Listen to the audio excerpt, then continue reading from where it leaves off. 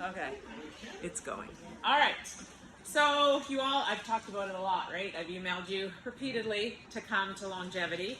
So longevity is this, it's talking about living a long life, which nowadays most of us are going to live into our 80s and 90s, right, with modern medicine. But longevity refers to how do I want to live that life. So I personally don't want to live till I'm 90 if I'm going to be in a nursing home in a wheelchair. So I think we would all agree to that, right? And so then how do we do that? Because most of the people out there didn't choose to live in a wheelchair when they got to 90. They didn't make that choice, but the choices were made for them along the path.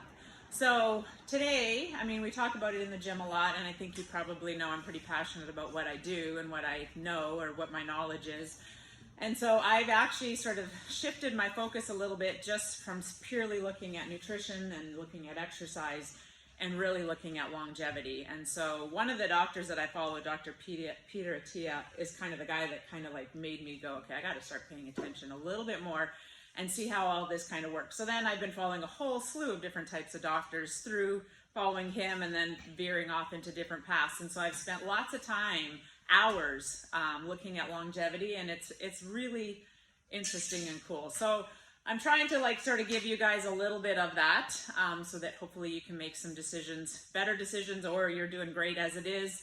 But just so knowledge is power, right? So that you know, and then when you're the 90-year-old living in the wheelchair going, God, I wish somebody told me I had to like get up and move. So I don't, I think that we would all choose to not do that. So that's what we're talking about today is how do I live a quality life versus a quantity life. Instead of living to 90, I would rather live to 80 and be in a quality life. The thing I put up there, Kale wrote that up there for me. So that first one, I don't know if you guys, if everybody had read it before, that was one of my favorite quotes is, because I hear it all the time, I can't afford to do this, I can't afford a gym membership, I can't afford, it's too expensive. And that quote is awesome because it's like you can pay for your health today or your illness tomorrow. And so this one is kind of following that one a little bit. And that's pretty much what I'm going to talk about a lot today is exercise. So we have a drug that is very effective at delaying death and preserving health span, which I'm going to talk about here in a second. It's called exercise, and nothing else rivals it. And I think in terms of my path or my journey with studying longevity, I had to change my focus a little bit because I've been so focused on nutrition and how that impacts our health. And I'm not shifting. I'm not going, oh yeah, nutrition doesn't matter anymore. It still matters significantly. That hasn't changed. But in terms of longevity, I had to sort of go, I mean, I've known exercise is really important in terms of how I feel and how I look and the energy I have and how I sleep. And I mean, I talk about it all the time. I just didn't know how impactful it was in terms of longevity, in terms of how I get to live my life when I'm 80 years old.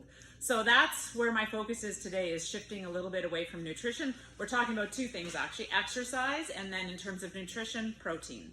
So everything that I've read and listened to and followed, just those two things are just so predominant in the literature and in the science right now, and exercise just keeps at the top. It's at the top of every research article in terms of what helps us live a longer quality life.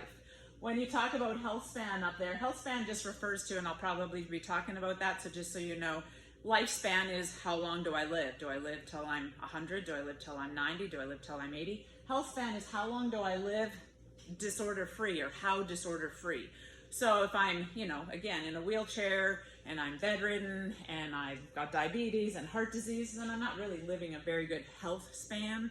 I'm just living more of a lifespan. So that's what we're talking about with health span. And that's, again, our focus here in the gym, my focus in what I do, and then today, basically what I'm trying to talk about. So that's what we're talking about. And then as I'm talking, I want you to sort of think, what do you want your life to look like when you're 60? And some of us are 60. When you're 70. I didn't mean it like that, Steve. Because yesterday, I had candy in our... Right? I had candy in here, and I'm talking about 70-year-olds, and then I'm like, she's 71, and she's just living an amazing life.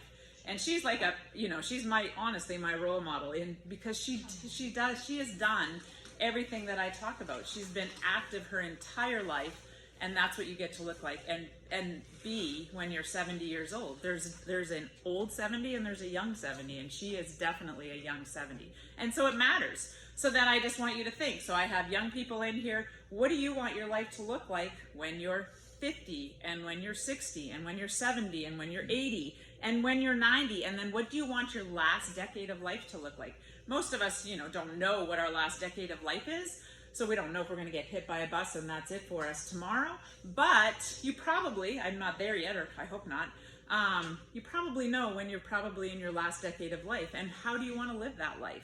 And so it's really important. It's today, what we do today and tomorrow and next year and the year after that is going to be so impactful. It's really, really important. More important than I ever really thought. It truly is. So that's why I just felt like I had to just bring that to the gym so that people can be educated and then make their choices after that. Okay, so we're going to talk about exercise. So I think I've made it pretty clear that exercise is sort of the focus today in terms of quality life. So yesterday, and a couple people, when I've been talking about it, they're like, so you've been on nutrition for so long and it's so important. And again, I'm not dismissing nutrition. So why is exercise more important than nutrition in terms of, not more important, but in terms of more impactful? That's a better word. How come it's more impactful to my longevity than nutrition is? And it's basically twofold. So with nutrition, you've heard me talk about this plenty, right? With the risk factors for metabolic disease. So if you want to listen to me talk about that, you can go to YouTube and listen to that. I've talked about that a couple of times. So we have these risk factors, right? And so if you have any of these risk factors, it makes you have metabolic disorder. And then if you don't cure them, you're going to end up having metabolic disease. So high blood pressure, triglycerides, diabetes, so high blood sugar, visceral fat.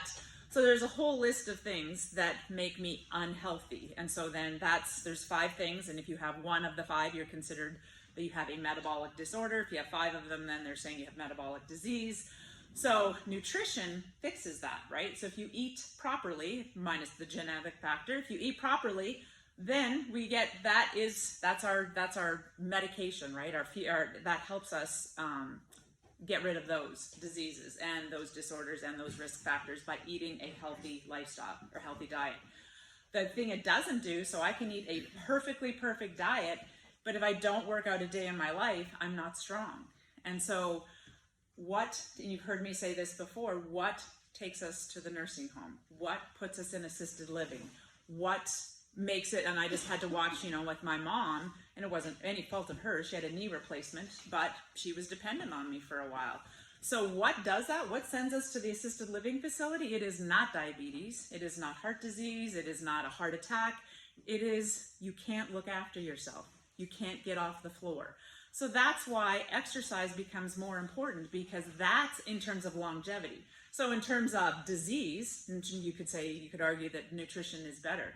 But in terms of longevity, I have to be able to look after myself, or I'm in a nursing home, or I'm using a walker, or I'm in a wheelchair, or. So that's the difference. And so the beauty of exercise is, so nutrition focuses on, you will help yourself not develop or reduce those risk factors.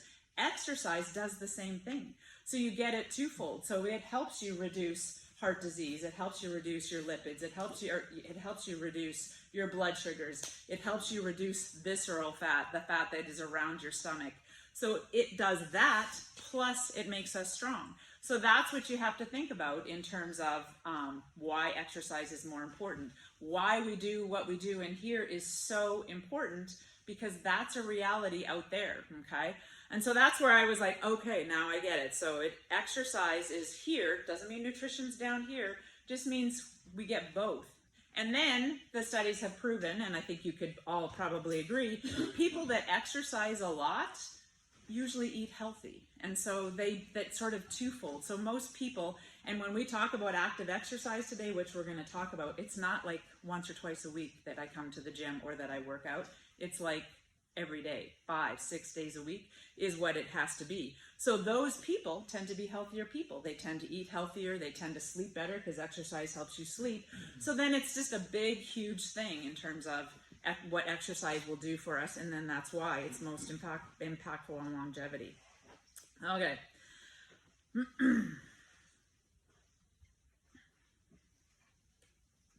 Okay, couple things. So we already talked about what exercise is going to do for us. So it improves our blood pressure, insulin, so it helps us become not insulin resistant. It helps our blood sugar, so it helps us reduce our blood sugar. So all the things that we talk about with risk factors. The one thing that I want to sort of focus on today is it improves our muscle mass. It improves our strength, so what we do in here. It improves our bone health, our joint health, which means our ligaments and tendons. It increases our balance, coordination, stability, all stuff that we do in here. And then something that I'm going to talk a lot about today is it helps increase or maintain our VO2 max. And that is really important in terms of longevity. So people who live longer, like 5 to 8 years longer, and quality of life longer, have a higher VO2 max, significantly higher than people that do not. So that one was like, actually, I mean, I knew that, but yet just seeing that kind of was just like, huh. So when we think of, strength and muscle mass, we think of lifting weights and we think of how strong are our legs. But what is going to get you up and down the stairs? So when I asked you, how do you want to live your life when you're 70 and 80 and 90? It becomes to where, when you're 90, it might just purely be, I want to still be able to climb stairs. I still want to be able to go up and down stairs. Or if I'm in an airport and the escalator's broken, I could still climb stairs because that's a limiting factor, right? And so VO2 has such a big factor in that. That's how we metabolize oxygen. And so when I'm telling you to work hard in here and be uncomfortable, there's a reason for that, because if we're comfortable, we don't really challenge our VO2 max that way. So then everything we do in here in terms of weightlifting, in terms of cardio, in terms of pushing ourselves beyond what we're comfortable with, helps our VO2, helps our strength, helps our muscle mass, helps our balance. The list goes on and on and on. Okay, so VO2, couple things with VO2. So it is, and you've heard me talk about this before, and if you don't really know what VO2 is, it's just how we metabolize oxygen. So how much oxygen we can bring in. So somebody, I don't know if Kale's still here, I used him as an example because we've all sort of watched him on a bike or something and go, my God, how do you do that? But he's done that his whole life, right? So he's this athlete that when he was 8 years old, he was doing things like that. And so he's just maintained that. So he can bring in so much more oxygen because he has this ability. His VO2 is so high compared to all the rest of us. So then if he maintains that through the course of his life, he's going to live a wonderful, fantastic life. So he can bring in a whole bunch of oxygen, put himself in a position where most of us can't. So we don't all have to be Cale Bennett, but we do have to have the ability to climb stairs, to hike, to get up and down off the ground. Just literally getting up and down off the ground, burpees, takes VO2, takes oxygen, right? So there's a reason we do things. There's a reason that we do things like that. Burpees truly are, like when you go back to what the fundamentals of burpees are, it's just getting your ass off the floor. It's what it is. And so I'm going to go through a couple statistics that are going to be frightening as to how we age and what we lose. And so getting your butt off of the ground on a burpee that's what helps us get off the ground when we're 80 years old. I've been making a big effort in terms of talking about jumping, either jumping on just even plates or getting off the ground or jumping on a box or doing jump rope, getting yourself off of the ground. It helps, right? It helps with your VO2. It helps with your joint health. It helps with your muscle mass. It helps with your cognitive function. All of those things make us better, and the reason we're doing them are, yes, to jump rope in the gym, but it's longevity to be able to do those things as we get older. Okay. Okay, so then I talked about how to, so VO2 max in terms of how do we maintain that. So we all have right now, we're in the gym and we're doing a pretty good job of trying to have good VO2 or improve or maintain it, whatever we're doing. But how much do I have to come to the gym? How much do I have to do? Because we're on a slope downwards. Most of us are. So Jess is not, Abby is not quite yet, but at 30, we're all on a down slope. But you're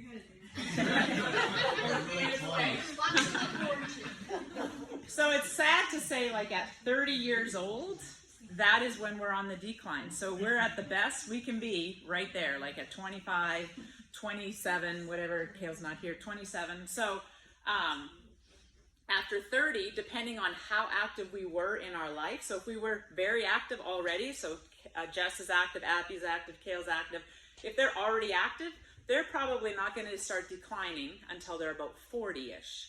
But if you just started, if you weren't active when you were younger, you start declining at age 30. And so then at that point, we're all fighting a fight. So we're all on this trajectory. We're all going to die someday, right? So it is just a reality of life. And so how big is your trajectory going to be? So are you going to just fall down the cliff, or are you going to slowly go down and hopefully be here versus here when you're 90 years old or 80 years old or 70 or whatever that's going to be for you? But to do that, it can't be once a week in the gym. It can't be twice a week in the gym. It can't be, well, I'm gone on vacation for 3 weeks, so I'm not going to work out while I'm on vacation. It can't be, I don't like working out in the summer, so I like to travel, so I'm going to travel in the summers and take the summers off. It can't be like that. And we're going to talk about health savings account as it, comparing it to a financial savings account. So it has to be something that is like, not every day, and it doesn't have to be CrossFit every day, but it has to be something that challenges you every day if you want to maintain. And that's where you have to start asking yourself the question, and that's why I want you to keep thinking about that. What do I want my life to look like when I'm 70, when I'm 80, when I'm 90? Because how you get there is dependent on how you live here. Very similar to how you put money away in your savings account, okay? All right, one more thing before I move off of here. So I talked about visceral fat. So inactive people carry a lot of weight around here. And so there's different types of fat. And so exercise makes a huge difference in visceral fat. So very active people tend to not have visceral fat. So, you know, if you carry weight in your legs or in your butt, but that's, I mean, still not good to carry fat or carry extra weight on your body. But here is the dangerous fat, right? So it is a risk factor to health. Some people even talk about, when we talk about the 5 factors of metabolic disorder, that visceral fat should be one of them, that it's that dangerous to your health. So if blood pressure is bad for your health, and high blood pressure is bad for your health, and your triglycerides are bad for your health, and blood sugars are bad for your health, this is just as bad. So we carry weight here, and the problem with that is it's called visceral fat. It's a different fat. It's metabolically dangerous fat, so it puts you in a bad position health-wise, and it covers all your internal organs. So it covers your kidneys, it covers your stomach, it covers your intestines, it covers your liver, and it makes them not work very well. And so when you think of this, and this is like significant, and so it's very significant in terms of exercise. The more you exercise, the less visceral fat you're going to have. It is directly related, and it also is directly related in longevity. People that carry weight around their middle for most of their life tend to die earlier than people that do not do that. So that's another thing to really pay attention to. So I just wanted people to understand that as well. Okay. Health savings account. So I said I was going to start talking about that. So this was, again, Dr. Tia. He was on a podcast talking about this, and that was where it brought me to him in the first place, because I was like, wow, it just made sense to me. So we all, or I hope so, we all should be saving money. If you're not, you better start really soon.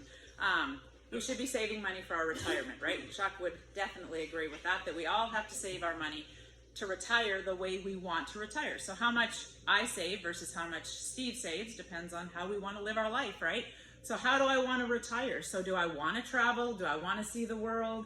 Do I want to be doing all this fun stuff? Then I'm going to need some money to do it. If I really am not a big traveler and I'm like, no, I'm probably just going to stay put and do this, then I probably don't need as much money. So I've had to make that decision. We've all had to make that decision. And we usually, hopefully, started at a young age, right? We started like when we were 20, or you got your first job and you had to like start putting money in and you were mad because like, why are they taking this money out of my checking? But because when you start early, it adds up and you have a whole bunch at the end, right? Oh, not a shot. Starts early, and we end up with a whole bunch at the end. If I start saving at age 50 or 40, I'll have some money, but will I have enough money? I don't know. Depends how much I want. What I want. So when I said, what do you want when you're 70 and 80, it matters when you're 30. So then if I'm starting to save my money when I'm 20, I'm going to be, if I do a pretty good job, I'm going to be good. The thing when I'm saving money, do I stop when I go on vacation? Do I go, oh, I need money while I go on vacation, so I'm going to stop saving for my financial future. I'm going to stop that while I go on vacation. Or, you know, it's summer and I've got to spend extra money, so I'm going to stop. We don't do that, or we shouldn't do that anyways. Then it doesn't do very well for you. And we don't stop when we have kids. So the time that people usually stop working out and being active is when they're busy, right? So they've got kids, they don't have as much money, they don't have the time. So then for those 20 years, 30 years, all of a sudden we stop at being active because we're busy raising our kids. And then we come back when we're 50 or whatever that is, when we finally get back in the gym. All that time, we didn't look after ourselves. We didn't look after our health, and we put nothing into our health savings account. We didn't stop doing that for our financial future. If we did, we wouldn't have a financial future when we're done. And so that's what you have to think about here as well. The more I put in, the more I'm going to get out. The more I exercise today, the more active I am. And active, I already talked about that. Active is not twice a week. Active is like 5 days a week. It doesn't have to, again, be CrossFit 5 days a week, but it has to be something similar to that just about every day. I don't save money like twice a week. I put away every single month so that when I'm there, I have that money there waiting for me. And then deciding how I want to live is really important in terms of how do I want to be. So do I have to be, so if let's say I'm 40 years old, well, let's say I'm Jess's age. How old are you, 25? 26. Oh, you're such a baby. Anyways, 26. So I'm 26 and she's making great choices right now. She's in the gym. She's been active her whole life. So she's making some choices in terms of, it's hard for her to foresee what she's going to want to be at 70 years old, because when you're 25, it's like, or 26, it's like, that's so far away. But it makes a difference, right? So if she just maintains and just keeps being active, she's going to be fantastic when she's 70 years old. Most of us, me included, I wasn't that active when I was her age, okay? We all had kids and we were doing our thing, and I've just gotten more active as I've learned and become more knowledgeable and realized what it is that I have to do. But so now I am really focused on that, because I told you to sort of think about that in the beginning. All those people out there, do you think they chose to live the life they're living now? Do you think they chose to go to a nursing home? Because we all probably, if we have grandparents and older parents, they're all like, I never want to go to a nursing home. I never want to do that. And yet there they are. Because they didn't make the decisions today and nobody told them. And they certainly didn't check a box and go, yeah, I don't really care. I'm going to be in a wheelchair. It doesn't matter. I'm not doing anything. They all probably thought the same as what we're thinking. We're not going to be that person. We're going to be the person, like, we're going to be the great person. But it's just like everything else. It takes work. Like, if you're going to be a great, teacher, you have to go to school and practice being a teacher. If you're going to be a great doctor, you have to work hard at being a doctor. If you're going to be a fit person, not even an athlete, a fit person, you have to work hard to be a fit person. It's not a 2 times a week thing that you have to sort of work at. It's an everyday thing. Your mom actually said something real, because I was talking again about her, because I just think it's fantastic to see somebody live their life and then that's what you get. And she goes, I just look at it like you brush your teeth every day. So she just she's active every day. She goes, you wouldn't not brush your teeth. And I was just like, yeah, that's so true. You just wouldn't. But I don't think many of us look at it like that it's just something you do. But you have to do that, right? You have to if you want it there. And so if you want to travel, like if you look and go, okay, I decided, or you're deciding, I do want to travel. I do want to look after my grandkids, or not even look after them. I just want to be active in their life. I want to take them to Disney World. I want to play with them. I don't want to just sit on a couch and poke a stick at them. So sometimes. So if you want that stuff, you don't get to just say, I want it. You don't get to wish a wish, right? A wish is just a wish. You have to work for it. So if you want to be an active grandma, if you want to travel, if you want to go hiking every day, if you want to just purely be able to walk the stairs in the airport in case the escalator is not working, you have to make decisions, because I guarantee it's not going to be there.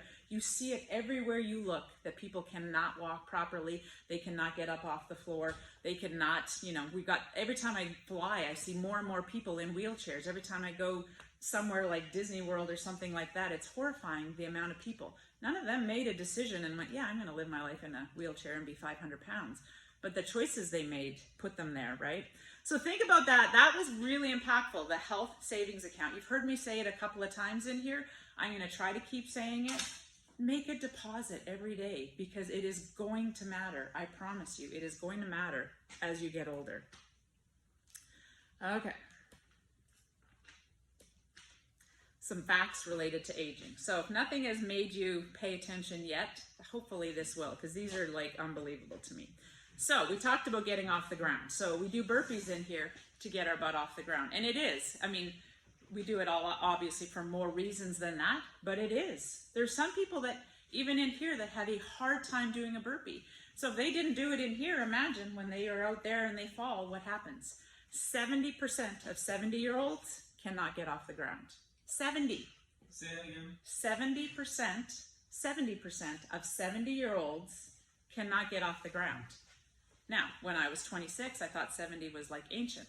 When I'm 53, 70 is not ancient. 70 is like still, you have got lots of life to live, and you're still, I am not 54, Mike, but thank you. Couple days. It's not a couple of days. It's actually like 2 weeks or something like that. So anyways, it's all relative, right? But think about that. At 70% of people can't get themselves off the ground. So then when I just said, the thing that sends us to assisted living, sends us to the nursing home, we have to, live with our children because we can't look after ourselves. Those are the decisions, because I can't get off the ground, because I didn't do anything to get myself off the ground when I was 50 years old. So this one, 50% of 65-year-olds, so that's not very old, right? 50% of 60-year-olds and older who suffer a fracture of a hip or a femur. So those are the biggest bones, right? And so those, when you hear your grandma breaks her hip, it's usually not a good thing, and it's not. 50% of 65-year-olds and older will be dead within the first year. Like, that's a frightening statistic. That's insane. Like, I was just like, that can't be true. But it's true. And then the other 50% will never regain to where they were before. So even if you make it out alive, you're never where you were. So think about that, and how then that's just the decline, right? Because usually you're like, oh my God, my mom or my grandma broke her hip, and it's just a steady decline, and that's sort of the end of them. It's a major bone. So why at 65 do we first fall in the first place, right? And then why do we break a hip? So if we fall, we don't break a hip, or we shouldn't hopefully break a hip. It's a big bone. They're hard to break. Well, because we're not active. So if you don't have good muscle mass, right? So being strong and working out gives us muscle mass, and we deplete muscle mass rapidly, and we're going to talk about that. So if I'm not active, then I've got depleted muscle mass. My joints aren't as strong, and my bones are not as strong. So my joints, my ligaments, my bones, and then I also lose balance, I lose coordination, I lose stability, all those things when I'm not active. So what does it do? It makes me prone to having a fall. So then if I've lost my balance, I don't have good muscle mass, I don't have stable joints, so I'm a little bit wobblier. And then I've got osteoporosis because I haven't done the work that I needed to do to prevent that. At 65, I'm more at risk for falling just because I don't have the balance, and I topple over a little bit easier than when I was 30 years old. And then the consequences of that are more significant than if a healthy person falls over at 65. So most people, if you're healthy at 65, don't break a bone. But if you do, to me, that's just a frightening statistic. Like 50% die within the first year. Mike would probably know that, running a hospital. Like, it's crazy. So pay attention. Like, that speaks volumes to me. So I don't ever want to be put in that position. All right. So we talked about VO2 max earlier. So how important VO2 max is. So here's a statistic in terms of aging. So we talked about Jess and Kale and Abby, those that are like staying active. So they won't probably start to decline till they're 40. So then we can all decide, did we not? Were we on the decline at 30? Were we on the decline at 40? So people that are not active lose 10% per decade of their VO2 max, starting at age 30. or 40 if you happen to be active. At age 30, you're losing 10% of your VO2 max every decade if you aren't being active, if you are not active. So think about that then. So then if you're not active, or if you're a 2-time-a-week worker outer, or I take this time off and I take this time off and I take summers off, think about what that's going to look like. 10% per decade, where are you going to be when you're 80 years old? You will not be able to climb stairs. You will not be able to go grocery shopping and carry a bag without a wheelchair. So those things are significant. So if Jess stays physically active and keeps living her life, first, she's not going to decline until she's about 40. So that's fantastic. She beats the rest of us. If, again, I'm only speaking for myself. But then she also only declines 5 to 6% a year. And that's it. So then she does half of it. So I'm like this if I'm not being active. She's like this if she's not being active. That's if she's not being active. So then this is the steady decline, right? So she gets half of that. So then just think of that. Like if she just sort of maintains herself, she's like here, whereas a person who's not active is like dropping. So then again, it stands to reason, how much do you want to put in your health savings account? If I'm saving money, as Chuck would say, it's gonna, if I even save a little bit here and just keep doing that, I'm gonna have a whole bunch here. But if I start my health savings account and I wanna be here, then I have to start here, right? Because I'm fighting a fight. I can keep adding money to my retirement, but I'm fighting a fight. We are all fighting a fight every single day. We're getting older every single day. So we're on this trajectory no matter what, after age 30 or after age 40. It's just, what do you want it to be? So then if I want my VO2 max to be here when I'm 80, it has to be here when I'm 50. Because it's going to go down no matter what, right? 5 to 6%. Just if I've been active my whole life, it's just a fight we're fighting. So think about that. If you want to be here, you have to start here with your physical activity, because it's going to decline no matter what. If you want to be, if you're thinking I'm going to be here, well then you're fine. But if you want to be here, you can't be here and think you're going to be here. So if you're like, you know what, I like my life right now. I'm 60 years old. I'm doing good. I want to be right here. If you are here, you're not going to be here at that. You got to do more. You got to be working harder, right? Because you're still on a decline. No matter how fit we are, we're still going this way.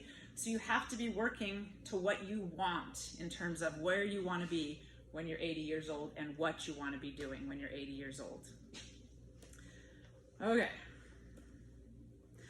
One last thing in terms of exercise. So when people have been polled in terms of what do you fear most in terms of aging, the number one is cognitive decline. So physical decline is terrible, obviously. I don't want to be in a wheelchair, but I certainly don't want Alzheimer's, or I certainly don't want dementia. And I think we have some parents, people have parents or grandparents, we've seen it, right? It's terrible.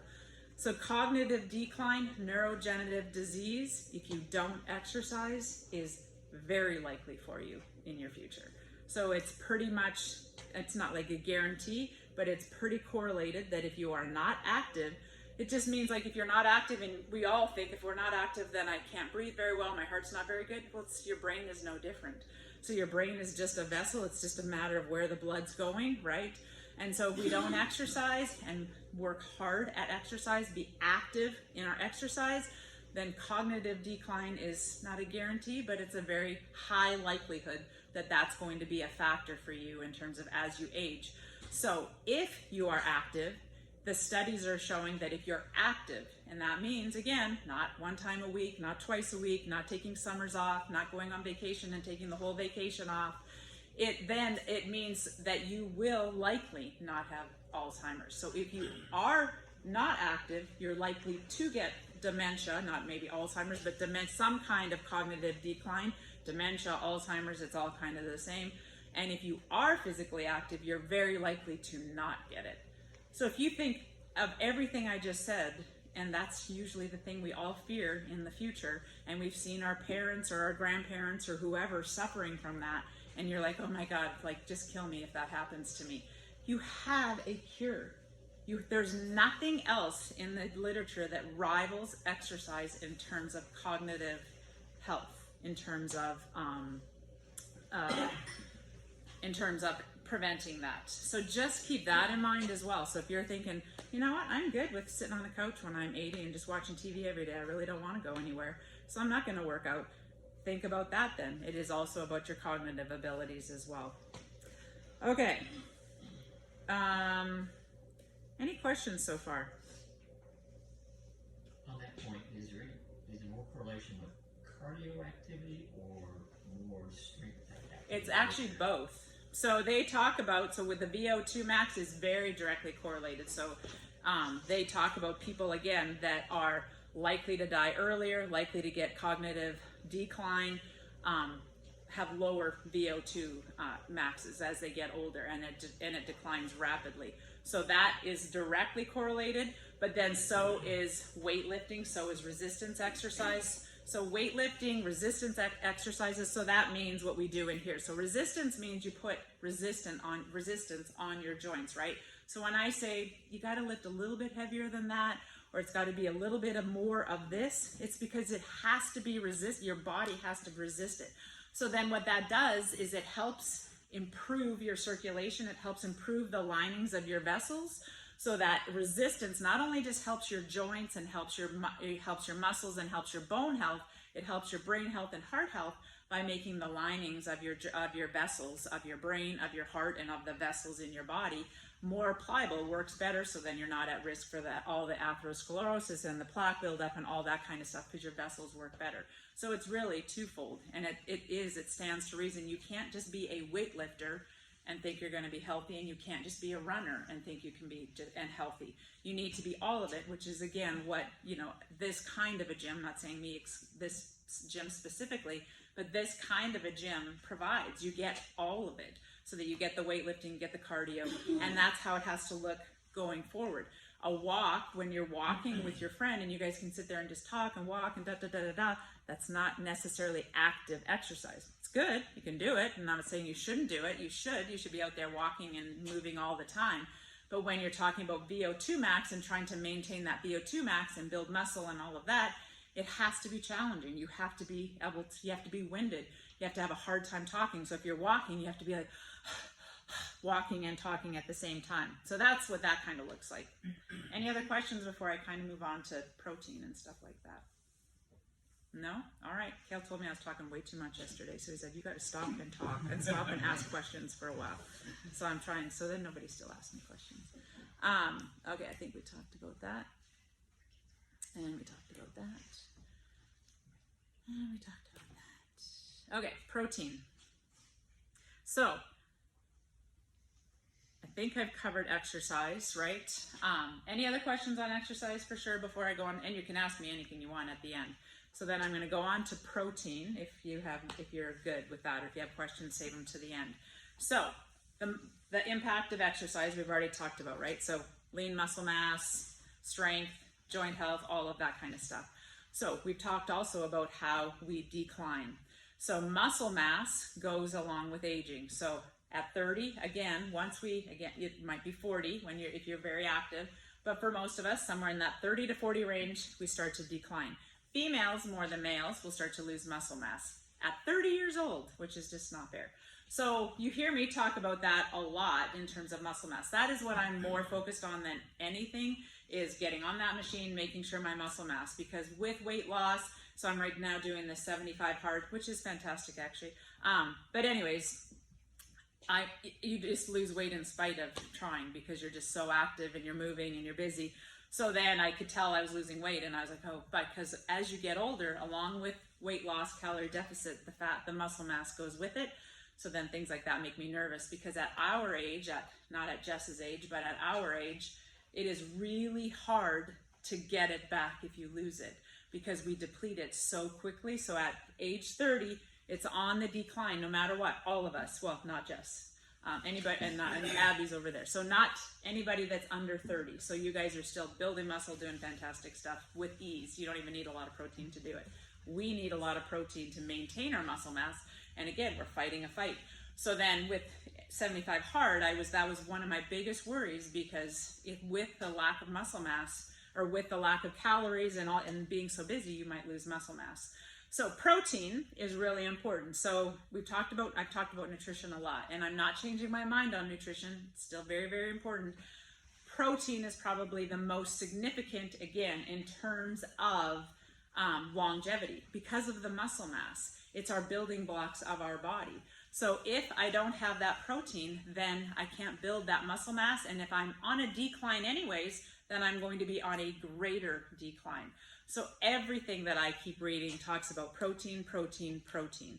And it's really hard if you intermittent fast, or it's really hard when I'm on 75 hard and working and trying to get all this protein in.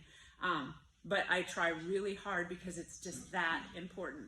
The one thing I've learned with protein, so when I have worked with some of you guys for nutrition, it's always been like a percentage of your body weight in terms, or of your calories as to how much protein you have, and that's actually incorrect, sadly. So how much protein we have doesn't change no matter what your calories are. So if you're an intermittent faster, which I am as well, if you're calorie deficiting, so let's say I'm at 1,800 calories and I'm deciding, okay, I gotta lose some weight, so I'm going down to 1,200 or 1,400 calories or whatever that is. If I weigh 140 pounds, I need 1.6 grams of protein per kilogram, which makes it about 100 to 110 grams of protein for me. That doesn't change if I'm eating 1,800 calories or if I'm eating 1,200 calories. It has to stay the same because it's based on how much you weigh. So the only way that changes is if I actually lose weight, and then it changes along the way. So that was kind of like, oh, because I was like, 40, 30, 30, 40% carbs, 30% fat, 30% protein, or whatever you're doing in terms of ratios. It's not percentage. So then that's where it becomes tricky, especially for older people, because I just said we lose muscle mass a lot faster than a 20-year-old. So a 20-year-old, she doesn't need as much protein as I need. So I need more than she does because she's young. She can build muscle easily. She can metabolize protein easily. As we get older, everything just doesn't work as well as it used to work. So the older we get, the less we can metabolize protein. So then I need more than she needs because I'm not being able to utilize the protein the way she can utilize the protein. So then it's really important, and it's also really hard.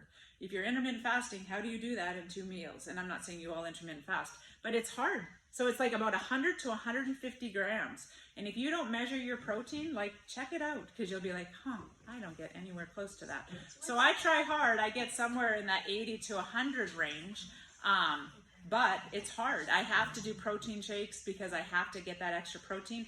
And then we're also going to talk about quality of protein versus animal versus plant, because that I also learned is I didn't know that either. So we're going to get to that. So just be aware of that. So with aging, and if you are calorie deficiting, you have to pay attention to your protein just to make sure that you're not losing protein as you lose weight. If you're not losing weight, that's fine. That's fine too. But just make sure that is the most important macronutrient for longevity, okay? So if you have different reasons or whatever and you're not worried about longevity, but if you are worried about how you live, how you build muscle, how you maintain muscle, you have to worry about protein. So it's the one thing that I pay attention to a lot. Okay, and then if you go off of what the FDA recommends, which they don't recommend anything proper anyways, but they are like 0.8 grams per kilogram. That's half of what they say is what we actually need. So we need 1.6 grams per kilogram. And if you don't know, kilograms are, pound is 2.2 pounds per 1 kilogram. So then you can do the math and figure yourself out. But probably for most of us, females are going to be, if you're in that sort of 140 to 150 range, you're going to be at 100 to 150 somewhere. So guys, that's why guys need more protein than females need based on body weight and muscle mass and all that kind of stuff. So just pay attention to that. Okay. Plant versus animal protein. So lots of people are like, you just hate vegetarians. I'm like, I don't hate vegetarians at all.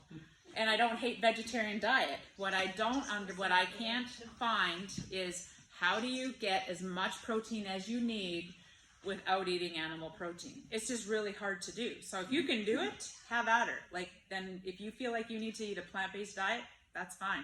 I'm not opposed to that. I just don't know how you do it, because with plant protein comes a lot more calories because you don't get as much protein as you do in animal protein.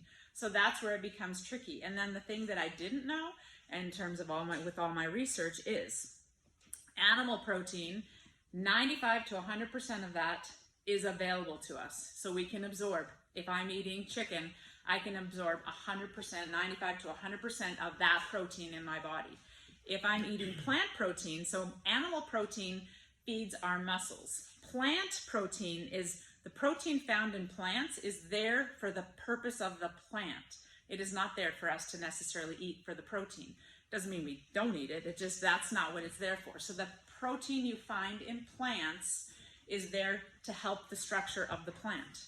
So it's meant for the plant. It's not meant for us necessarily. So then, because plants are there's a lot of fiber in plants, we can't digest fiber. So that's, if you've ever worked with me in terms of nutrition, or you see it on a label and it says, you know, you've got 20 grams of carbohydrates or whatever, and 10 grams of fiber, then the net carbs is only 10 grams because we can't digest fiber. So that's the good thing of fiber. We can't digest it, so it helps with our colon, all that kind of stuff.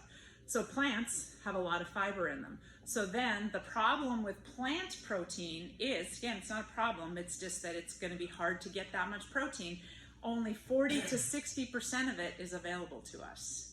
So if the package says you're getting 20 grams of protein, of pea protein or whatever it is, you're really only getting 8 to 12 grams of that. They didn't compensate for that until they say that on the package. They said there's 20 grams here, but you can't digest it all because a lot of it is fiber. So then that's what you have to pay attention to as well. So if you think you're getting 100 grams of plant protein or 80 grams or whatever you think based on whatever you're eating, and you're not compensating or you're not making the calculations for 40 to 60% less, then that's a problem, right? So you're only getting about half of the protein that it says. So if you're getting 20, you're only getting about 10 grams of protein. So then you see where that gets into a problem of, if you're really trying to keep your protein at 100 or whatever you're trying to do, it's going to take a lot of calories to do that because it's not as calorie dense as what animal protein is. So then if you're really trying to pay attention to your plant or to your total protein, plants just make it more difficult. So I'm not opposed to it. I'm just saying I don't know how you do it without eating animal protein. So that, just pay attention to that. There's some people, like Kale included, they can't eat whey protein, so be aware of that. So if you're eating a plant-based protein that says, and you're like, okay, I'm getting that extra 20 or 30, like I have to try to get every day with my protein shakes. If it's a plant protein, you're really only getting about half of that. So if it says it's 20 grams, it's only probably about 10 grams of actual protein that your body can use. The fiber is the rest. So just know that for protein.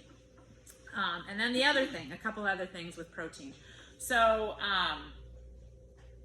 intermittent fasters, let's use them for an example. So I've only got 2 meals a day. Some intermittent fasters like only eat once. So how do you do that? How do you get 100 grams of protein? That's where it becomes tricky. So, oh, my time is up. I will be done right away here, I promise. So can I digest 100, can I can digest it. Can I utilize 100 grams of protein? Let's say I'm just eating a big old steak one time a day. I'm gonna get 100 grams of protein and I'm done. Can I utilize all of that? Your body can. So our body, all of it, not just our muscles needs protein. Our body, like our liver, our kidneys, everything, like our brain, everything needs protein. So our body can use protein. So it can use all 100 grams and love it and it's all great. But our muscles cannot. So our muscles cannot utilize 100 grams of protein at a time. 25 to 60 at the most is about what our bodies can utilize. Muscles, sorry. So if you're worried again about muscle mass, then just make sure you're not going, well, one big steak and I'm done. You'll still only be able to utilize about 60 grams of that. Your body gets to use it all, so it's not like you're wasteful and it's like gonna just poop out the other end or something like that. You'll use it, just not your muscles. So just pay attention to that. And then the other thing that I didn't know and I'm terrible for is don't dribble your protein. So I would be a bad person for that because again, I'm trying to get 100 grams of it in a day and it's hard to do when you intermittent fast. So I'll grab a meat stick or something like that and get 10 grams of protein and be like, okay, well I got another 10 grams and then later on I'll do something else. Your body, again, your muscles don't utilize anything under 15 grams of protein. So if you're doing it for, again, muscle mass and all of the benefits of protein, anything less than 15, your body, again, will like take it and use it as it sees fit. Your muscles will not. If they don't utilize anything under 15 grams. So you have to make sure when you're eating it, eat at least 20 grams of it so that you're going to actually utilize where you want it to go, if it's to your muscles. So I have to pay attention to that because I try to I'm like, okay, I'll do this and I'll do this, and I'm trying to get my extra little bit of protein in there. So just know that it doesn't work that way. We have to eat we have to eat about 20 grams or more for it to be effective for our muscles. Okay, I think that's the last thing I'm going to talk about. Yep, obesity in kids. So this is just one thing that I felt like I wanted to talk about as well, with the protein part of it.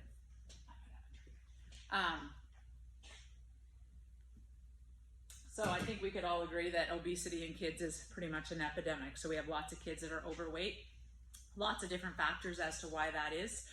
One of the biggest factors, though, is the protein versus carb ratio. So most kids that are overweight, when you look at their diets, they are low in protein. So they're not getting enough protein in their diets, and kids have they do better with animal protein than plant protein. So kids should really not be vegetarians unless there's a reason for that. They metabolize and utilize animal protein way better than they do plant protein. So kids aren't eating enough meat in their diet.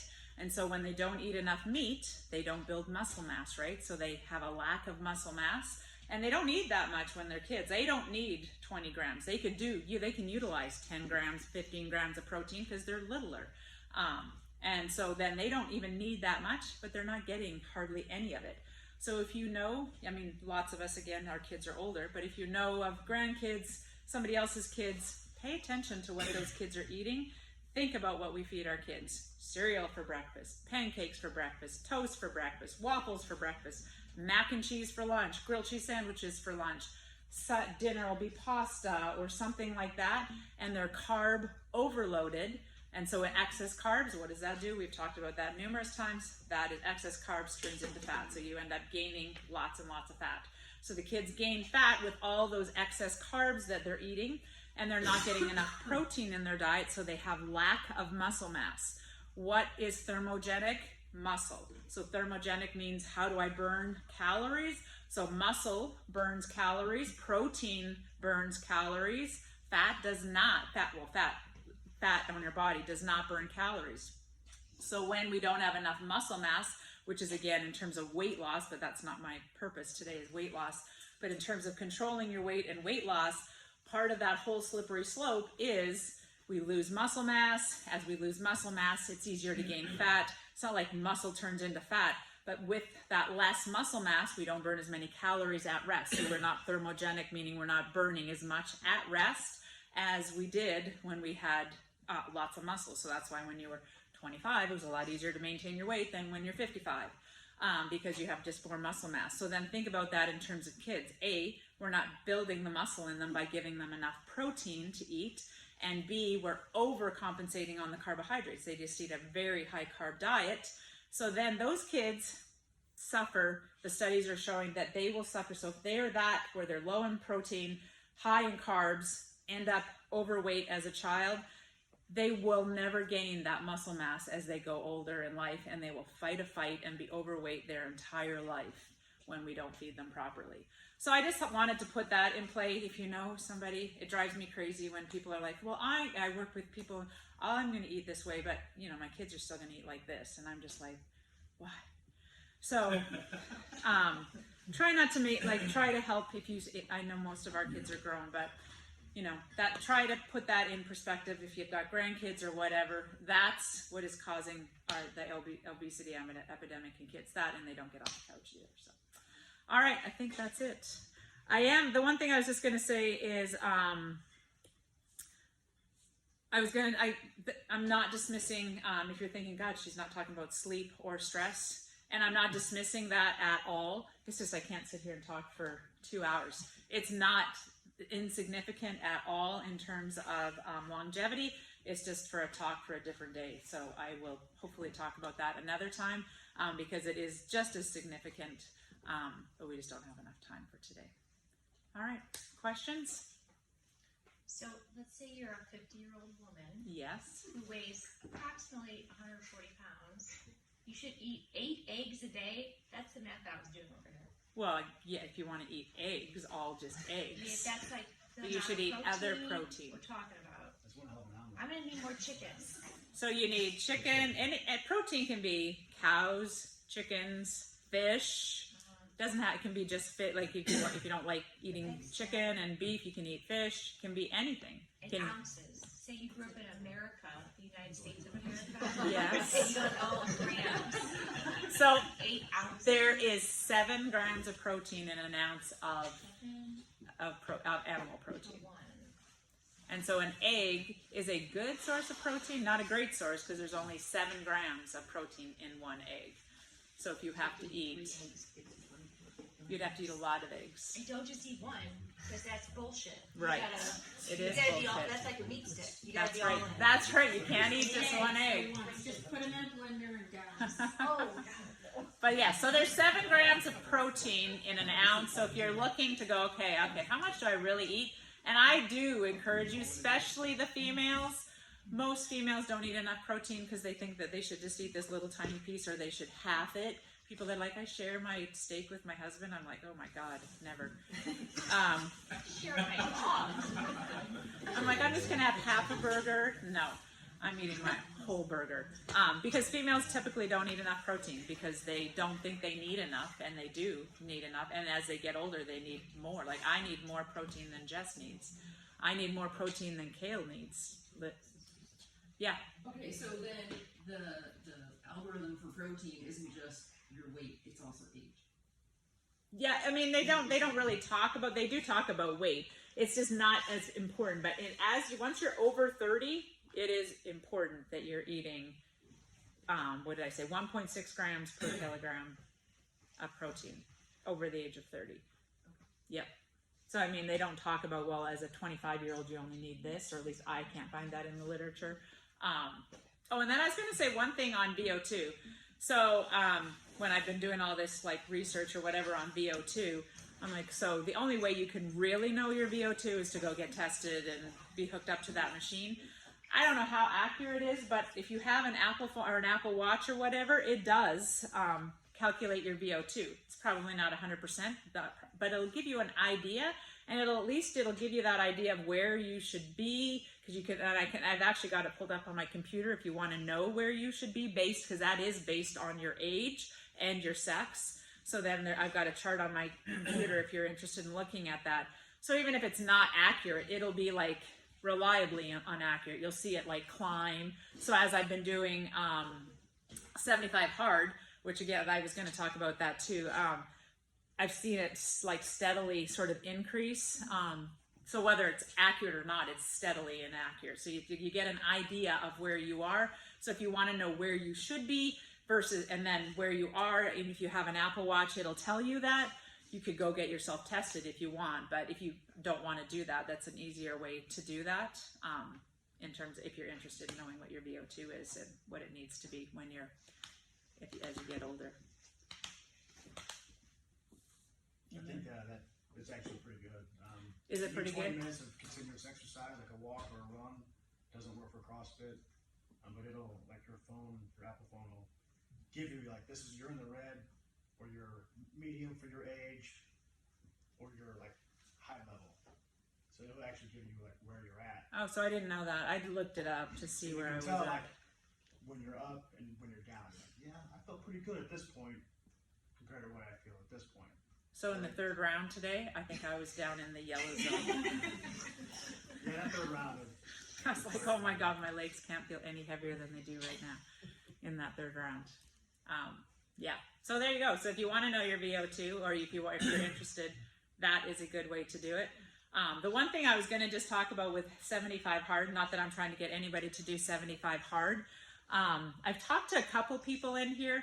So how does my exercise have to look? And it does. It has to be uncomfortable. It has to be purposeful. You have to be like at a point where you can't breathe, like you're having a hard time breathing in order to get better. and you have to do it regularly. I, for one, was starting to sort of back off a little bit because I was just getting injured a lot. And so I was like, God, maybe I have to change something. I got to like start not doing as much. Well, what I found with 75 Hard is it wasn't that, it was just how I was doing it. Like I just needed to like change how I was doing things. I'm working out every day, twice a day. Now it's not CrossFit. It is actually CrossFit every day, but it's not CrossFit twice a day. So it's a strong walk or whatever where my heart rate's up every day or something like that, and then CrossFit every day. And I feel better now than I did when I started. So it just and my VO2 has gone like so much better. My strength has gone up. Everything has gone up. So I'm not telling you to go do 75 Hard and work out twice a day. And I'm feeling like I don't have any of those nagging injuries that I was having for a while. I just had to be smarter. So as we get older, you just have to be a little bit smarter and do things a little bit smarter. Don't work through an injury. But that was the way. So then the other thing I was going to talk about those don't work through or not working through an injury. Make sure, so if you have like Vicky's been fantastic. So she's going through these her back has been bothering her, wrist has been bothering her. We all have those things where they're just like, oh my God, what one more thing could go wrong, and it just happens as we get older, sadly. But she hasn't stopped. And when I talked about, you can't take time off, you can't get bed rest, you can't sit on the couch and nurse your foot back to health or nurse your elbow or whatever, because when again you're over the age of about 40, bed rest, the muscle mass that you lose sitting and doing nothing is so significant. You will drop well below where you were at in like a matter of a week to 3 weeks, depending on how old and how significant the bed rest is, and you will never regain it. And there was this one study that I read, which was, and again, so crazy. They did a study of 20-year-old college athletes, so just young males, 20 like in college, so they're like whatever 20 22 years old. They put them on bed rest, all healthy, for 3 weeks, bed rest, so they couldn't do anything for 3 weeks. So then they tested them, and obviously, but they thought yes, they'll lose some muscle mass. They lost significant muscle mass, like significant, and they're 20 years old in 3 weeks. Then they followed those kids to 30 years later when they were 50 years old and compared them to other 50-year-olds at the same, like at that same level, and they never regained the muscle mass to the point of what those other 50-year-olds were that stayed physically active their entire, didn't have that 3-week bed rest period. So think about that when you're like, oh my gosh, my foot's hurting or whatever, and you're like, I gotta just stop going to the gym or stop doing. There's always something you can do. You can't. It's not an excuse to not do something, because again, your muscle is not going to be like waiting for you to like get better. As you get older, it's just depleting and it's just falling off the cliff. So there's always something you can do. Just figure that out. In here, that I'll modify whatever, and you just have to be a little bit smarter. So Vicky's been doing a fantastic job. All right, I think that's all I'm going to say now. Any other questions? Hopefully you learned something. Oh, Matt's got a question. All right, yeah, we'll keep you here for a little bit longer. So you're talking about your levels of physical fitness. Say 25-year-old, you're 40 years old, who has exercises up here, someone who hasn't exercised up here. Can you move up this way? So you can move up. So there you can always improve till about age 80. Can you get to where? So if you're 40. Can you get to where the 40-year-old is that exercised his entire life? Sadly, no. But can you get, if you're here and a healthy 40-year-old, meaning the guy that's worked out his whole life, he's here, you might not be able to get to here, but you're not going to go down here. You can get up here. So it's just kind of like what I was talking about, where you got to be here if you don't want to be here. So if you want to end up here at 80, you can't start here. You got to start here. So if you don't, it's not like it's like, well, I guess it's over. I didn't do anything till I was 40. Yeah, that's right. So you will get an increase, and you just might not be the same as the 40-year-old that stayed active his entire life. So I hear beer and wine is a good source of protein. Yeah. And I choose to believe that. I was believing that. I was trying that for a while. Yes. So, yeah, I'm 40 days, no alcohol. You'd be a billionaire if you did. talk to you in 35 days. Yeah, no, I will still be drinking alcohol in 35 days. All right. If that's it, you are free to go.